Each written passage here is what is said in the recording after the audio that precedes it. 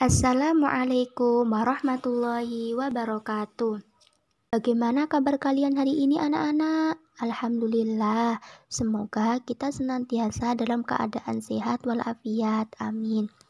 Sebelum kita awali pertemuan pagi hari ini, alangkah baiknya kita membaca doa terlebih dahulu. Berdoa dimulai. Bismillahirrahmanirrahim. Raditu billahi rabba wa bil islami dina wa bi muhammadin nabiyya wa rasulah. Rabbi zidni ilma warzuqni fahma. Amin ya rabbal alamin. Pada pertemuan pagi hari ini, Ibu akan membahas materi tentang sikap dan perilaku terpuji. Apa itu sikap dan perilaku terpuji? Ayo, siapa yang tahu? Perilaku terpuji merupakan segala sikap, ucapan, dan perbuatan yang baik sesuai dengan ajaran Islam. Setiap manusia harus memiliki perilaku terpuji, karena perilaku adalah cermin dari diri kita sendiri. Dan di sini terdapat beberapa contoh sikap dan perilaku terpuji. Yang pertama yaitu percaya diri.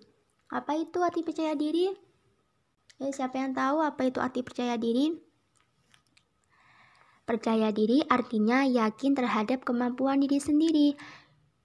Misalnya, jika diberi tugas, orang yang percaya diri akan segera mengerjakannya. Ia tidak mudah mengeluh dan ia tidak sibuk mencari-cari bantuan orang lain. Orang yang percaya diri biasanya juga mempunyai sikap mandiri.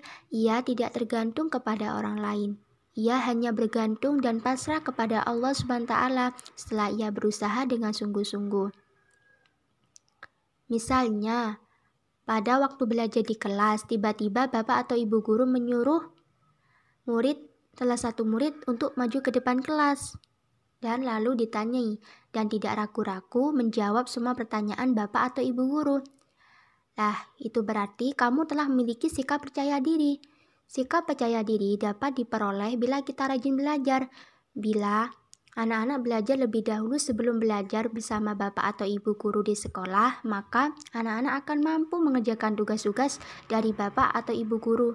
Inilah yang disebut siap siaga. Siap siaga sangat dibutuhkan agar anak-anak memiliki rasa percaya diri. Di samping berusaha sendiri untuk memperoleh sikap percaya diri, anak-anak juga tidak lupa untuk berdoa kepada Allah agar diberinya sifat mulia itu. Sikap percaya diri merupakan salah satu sikap terpuji. Bila sudah memiliki sikap ini, maka kita akan dapat memperoleh beberapa sikap terpuji lainnya. Itulah keuntungan bila kita bersikap percaya diri. Dan ada pun keuntungan dari sikap percaya diri sebagai berikut. Yang pertama yaitu tidak bergantung kepada orang lain. Yang kedua, bersikap mandiri. Yang ketiga, mempunyai keberanian. Yang keempat, dapat mengerjakan tugas dengan baik. Yang kelima, tidak mudah ragu-ragu. Dan yang keenam, bersikap jujur. Yang pertama yaitu tekun. Apa itu tekun? Tekun yaitu bersungguh-sungguh atau rajin. Anak yang tekun biasanya tidak cepat merasa lelah. Walaupun ia sudah lama melakukan kegiatan, ia tidak mudah putus asa. Walaupun mengalami kesulitan, ia tidak mudah terganggu. Walaupun di sekitarnya banyak gangguan, ia juga tidak mudah mengeluh.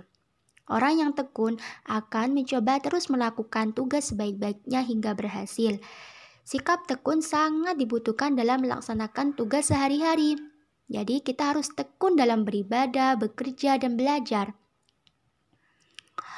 Sebagai murid, anak-anak hendaklah tekun belajar supaya menjadi anak yang pintar. Peribahasa menyatakan, rajin pangkal pandai. Dalam pepatah Arab juga dinyatakan, tolabul ilmi minal mahdi ilal lahdi, yang artinya menuntut ilmu itu sejak di ayunan hingga liang lahat. Belajar harus kita lakukan sejak kecil hingga meninggal. Belajar berlangsung seumur hidup. Belajar tidak boleh berhenti hanya karena kita sudah merasa pandai. Meskipun berhasil mendapatkan ranking pertama, kita tetap berkewajiban untuk belajar terus. karena hukumnya wajib atau fardu ain. Maka kita harus melakukan belajar terus-menerus. Belajar membutuhkan waktu yang sangat lama, bahkan seumur hidup. Oleh karena itu, belajar harus disertai ketekunan dan kesabaran. Meskipun demikian, bukan berarti selama hidup kita harus belajar saja. Sebagai manusia, kita juga butuh istirahat, bermain, dan mencari hiburan agar tenaga dan pikiran kita tidak terlalu lelah. Sebetulnya belajar tidak hanya dengan cara membaca buku, mengerjakan PR, dan menghafalkan ringkasan sampai duduk tenang di kamar. Belajar juga dapat dilakukan sambil melihat hiburan, misalnya belajar melalui tayangan berita di televisi, belajar dengan memutar CD tentang belajar ilmu pengetahuan. Menghafal juga dapat dilakukan sambil bermain. Inilah ciri-ciri anak yang tekun. Dia bisa belajar dengan berbagai cara, bahkan dia bisa belajar sambil bermain. Sikap tekun dalam belajar adalah sikap yang terpuji. Semua orang hendaklah memiliki sikap tekun belajar, khususnya kita yang masih belajar di sekolah. Jadi, anak-anak harus tekun-tekun belajar. Dan dengan sikap tekun belajar, kita akan memperoleh berbagai keuntungan. Di antaranya, yang pertama yaitu ilmu pengetahuan bertambah, prestasi belajar meningkat, dapat meraih cita-cita, sabar dan tidak mudah mengeluh, belajar jadi menyenangkan, dan akan mendapatkan pertolongan dari Allah. Kalau kita sabar atau tekun dalam mengerjakan apa saja termasuk belajar, Allah SWT pasti akan memberi pahala yang lebih banyak daripada usaha kita. Maka Allah SWT bisa berusaha mencerdaskan dan memintarkan yang kita miliki setelah kita belajar dengan tekun dan sabar.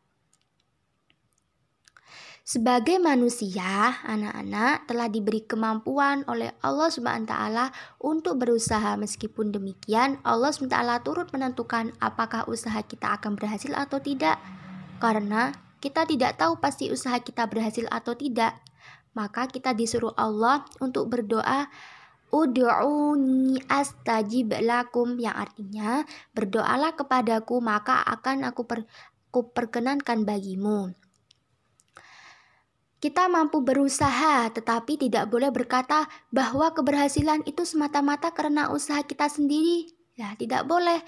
Kita dapat berhasil karena tekun berusaha dan berdoa. Semua pekerjaan yang kita lakukan harus disertai dengan doa. Doa sangat wajib untuk kita. Karena setiap pembelajaran kita harus membaca doa terlebih dahulu supaya pembelajaran itu bermanfaat buat kita. Misalnya doa sebelum belajar yang berbunyi Rabbi zidni ilma warzuqni fahma, yang artinya Tuhan tambahkan ilmuku dan permudahkanlah kepahamanku.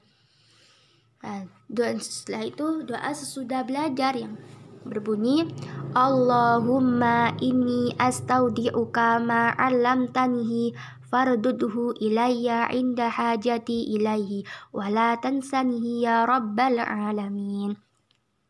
Yang artinya, ya Allah, sesungguhnya aku titipkan kepadamu apa yang telah kukerjakan kepadaku, maka kembalikanlah ia kepadaku ketika aku membutuhkannya, dan janganlah kau buat aku lupa padanya, wahai Tuhan yang memelihara alam.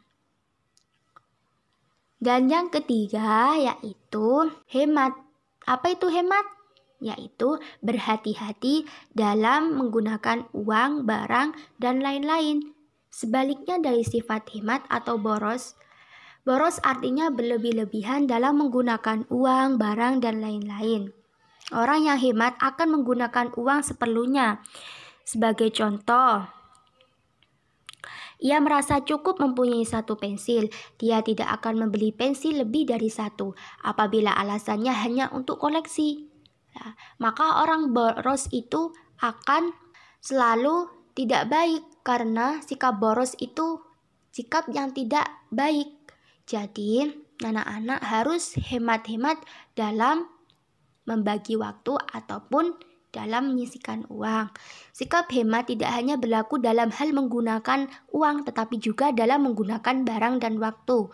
Orang yang hemat akan memperhitungkan segala hal dengan cermat dalam menggunakan barang. Ia akan hati-hati supaya tidak ada yang terbuang sia-sia.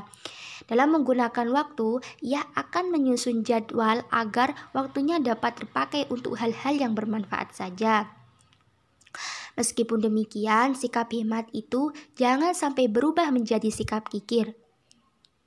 Seperti halnya suka menumpuk-numpuk harta, terlalu sayang pada hartanya, enggan menggunakan hartanya untuk orang lain dan dirinya sendiri, merasa berat untuk bersedekah, dan suka memamerkan hartanya. Ya, itu perbuatan tidak boleh. Orang yang hemat itu tidak kikir dan juga tidak boros. Orang hemat lebih suka hidup sederhana. Ia tidak suka bermewah-mewahan karena bermewah-mewahan merupakan perbuatan yang tidak disukai oleh Allah Subhanahu wa taala.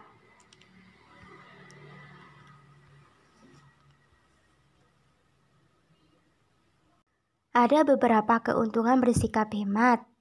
Yang pertama yaitu mampu hidup sederhana, dapat menabung, hidup tenang dan teratur, selalu hati-hati sebelum melakukan sesuatu, dan mampu memilih sesuatu yang paling bermanfaat. Dan ada juga kerugian bersikap boros.